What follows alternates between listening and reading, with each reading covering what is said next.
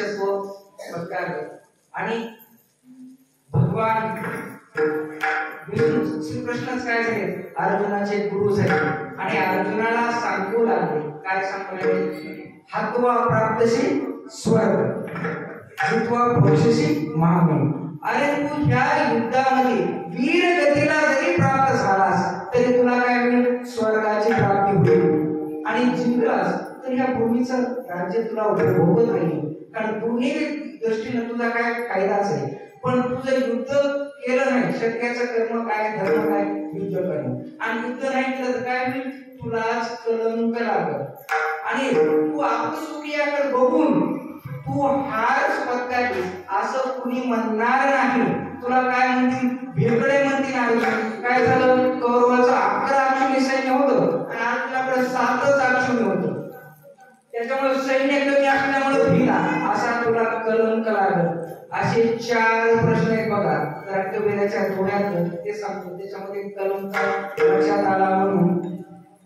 ज्ञान से पतला कौन है भूमि से भारी, अग्नि से तेज कौन है काजल से काली. विठ्ठला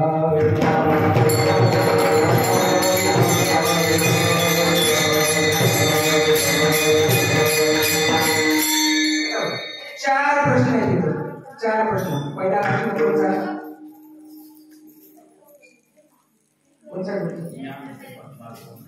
ज्ञान से पतला आणि भूमि से भारी. ज्ञान से पतला कौन है भूमि से भारी, कौन है अग्नि से तेज, कौन है काजल से काली. ज्ञान पानी से पतला ज्ञान है, ज्ञान से पतला जल से पतला ज्ञान है, ज्ञान है.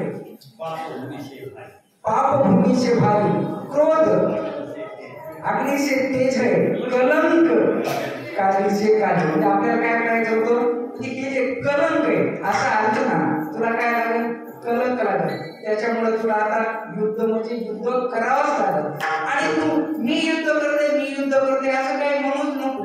हे तर सर्व माझंच काम आहे. निर्मिती मलाच करायची, पालन पोषण संगोपन पण मलाच करायचं, संवाद पण मलाच करायचे. अर्जुना तुझ्यावर काही ते येऊ देऊ नको. तू या स्वकीयाला मारल्यानंतर पाप लागेल असं मनातच आणू. कारण काय, तुकाराम महाराज म्हणतो, पाप पुण्य तुझे हाती, धर्माची तू मूर्ती, पाप पुण्य कोणा देवाच्या हातात आहे. अर्जुना तू याच्याविषयी काय कर, शंका आणू नकोस. कारण काय होतंय, इथं कुणी मरत नाही म्हणजे आपण सुद्धा मरत नाही, पण कुणी वाचत पण नाही. म्हणजे मरत बी नाही वाचत बी नाही असं कसं. आत्मा नैनं छंदति शस्त्राणि नैनं दहति पावकः नैनं क्लेश गायन्तेति नैनं शेषयति मां रुद्र. म्हणजे काय असा आत्मा कसा आहे, प्रत्यक्ष देवासारखा, ज्याला काय अग्नी शस्त्र तू म्हणजे खंडन करू शकत नाही, अग्नी जाळू शकत नाही, पाणी वेगळं करू शकत नाही किंवा ओलं करू शकत नाही, आणि वारा पण त्याला सुटू शकत नाही असा आत्मा आहे. म्हणजे काय होणार आहे, मरणार नाही. अर्जुना तू काहीच हे करू, ते कसं आहे, तुझी कसं आहे, वासांसी जीर्णानि यथा विहाय नवानि गृहाय नरोपरामि. अरे अर्जुना तू काही करू, जसं आपले कपडे जीर्ण झाले, फाटले, म्हणजे आपण संपलो का, काय करतो आपण, नवीन कपडे घालतो, जुने टाकून देतो. तसंच आत्मा काय होतो, आत्मा आपलं शरीर आत्मा आणि जीर्णाने नवाने म्हणजे नव्या देहामध्ये तो प्रवेश करतो. त्याच्यामुळे तू याच्यामध्ये मी मानतो म्हणतो असं काही विचारच आला. गीतेची सुरुवात कशी, अर्जुनाची कशी झाली, संभ्रमात झाली, मध्यस्थी कसा होतोय, समाधान, आणि शेवट शरणागती. देवा तू म्हणशील तसं.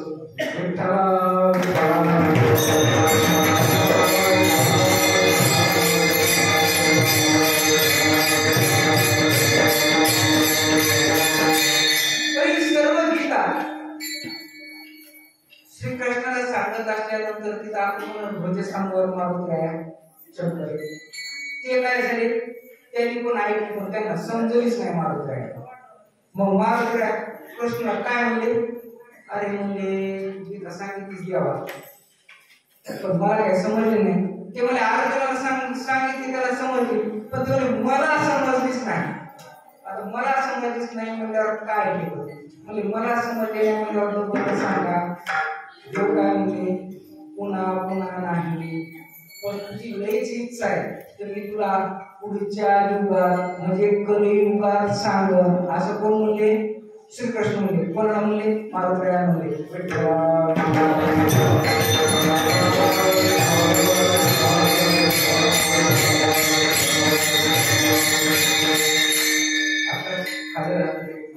सरस्वती महाराज म्हणले आता काय ते आल्यानंतर आणि परत मला थोडा धीर आल्यासारखं काय कसं असते आधी पुढची होतेच ना पण आता भाऊ पण आले असं श्रीकृष्णाने तसं म्हणल्याच्या नंतर बघा आता श्रीकृष्ण हा अवतार कोणाचा आहे विष्णूचा आणि विष्णू काय म्हणजे की शंकराला गीता सांगतो आणि कुठं सांगतो कलियुगात आणि कलियुगामध्ये विष्णूनं शंकराला गीता सांगितली कुठं सांगितली नेवाशाला. आता पण तिथं महादेव मंदिरात असा जो खांब आहे ज्या खांबाला ज्ञानोबारायाने तिथं थांबून गीता ही सांगितली जोंचं मृत्यू झाला होता असं सच्चिदानंद बाबाला जिवंत करून त्यांच्याकडून लिहून घेतली आणि निवृत्ती दादाने द्यायची तिथं संदर्भ कसा लागायला कसा लागल तिथं म्हणजे कृष्णाने शब्द दिला कोणाला मारुतीरायाला दिलाय. आपण बघा ना मारुतीराया कोणाचा अवतार आहे शंकराचा सदाशिवाचा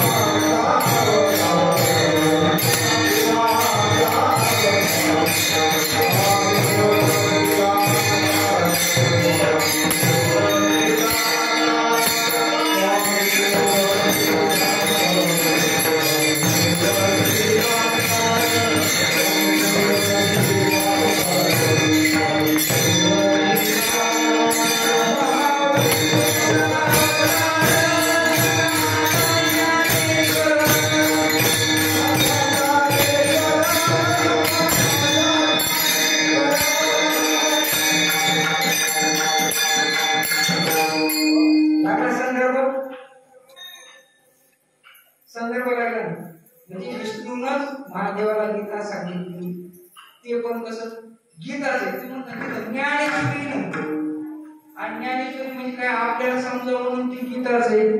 गीतालंकार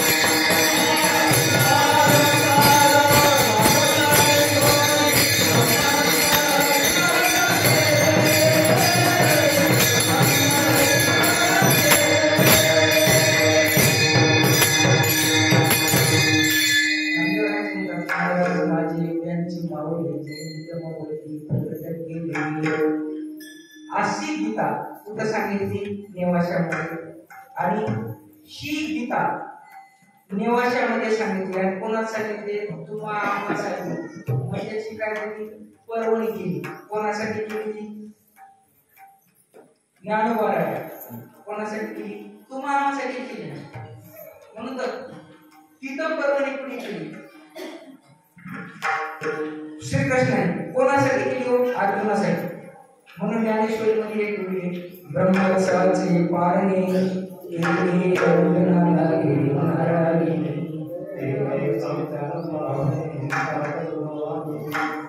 बघा हे ब्रह्मरसाचं पालन केले कोणाला केले हो अर्जुनाला.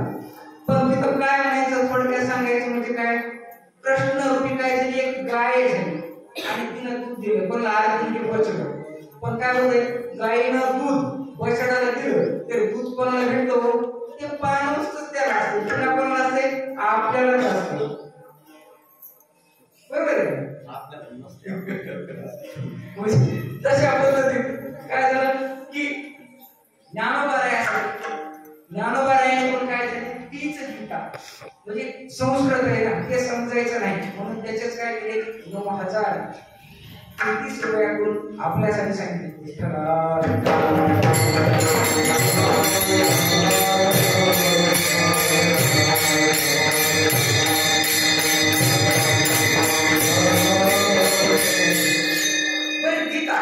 गीता हा संवाद मानला जातो पण संवाद हा श्रेष्ठ काम कारण संवादासाठी तीन गोष्टी लागतात एक विषय वक्ता आणि श्रोता आणि तिन्ही बी म्हणजे चांगल्याच दर्जाचे लागतात म्हणजे श्रेष्ठच लागतात तरच संवाद श्रेष्ठ होतो. आता इथं गीतेसाठी गीता आपली सांगितली भगवान विष्णू ज्ञानेश्वरांनी म्हणजे ज्ञानेश्वर यांनी जरी ज्ञानेश्वरीचं शिकवलं गीता आपली सांगितली भगवान विष्णूने सांगितली श्रीकृष्णाने सांगितली तो काय समर्थ आहे का पण अर्जुन पण तेवढा समर्थ काय ज्ञान ग्रहण करण्यासाठी श्रोता होते. त्याला पण काय ज्ञानोबारायने स्मरण केले तूच काय अगस्तीचं जसं अगस्तीला एका मोठा समुद्र पियाला लागतो तशा पद्धतीनं हे कोण आहे एक ज्ञानोबाराय पण त्याच पद्धतीची त्यांना पण ज्ञानाची काय भूक आहे आणि हे कोण देव पण समर्थ आहे जसं समर्थाच्या पंक्ती भोजने तळल्या वळल्या एकची पक्वाने श्रवणे आरते पठणे कारण समर्थाची पंगत असल्यानंतर काय कुणी गच्चीवर बसले काय कुणी अंगणात बसले काय आणि कुणी रस्त्याला बसले काय कारण पंगत घालणारा समर्थ आहे काय रस्त्याला बसले म्हणजे काय त्यांना काय पर्यटक कमी येतील का म्हणजे तसं हा भगवान विष्णू काय समर्थ आहे किती समर्थ आहे ऐसा तू समर्थ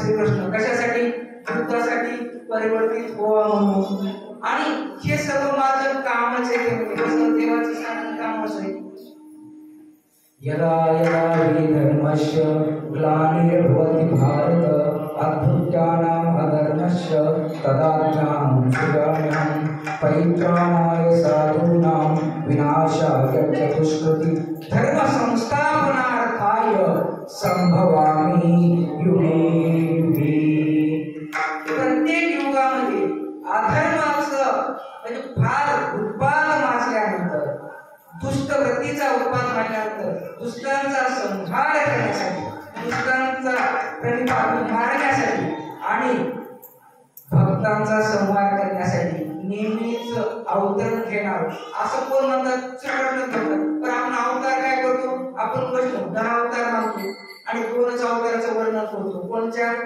राम आणि कृष्ण बरोबर पण भागवतात गुरुजी सांगतात 24 अवतार देवाचे 24 पण 24 भागत नाही देवाचे किती आहे अवतार घेसी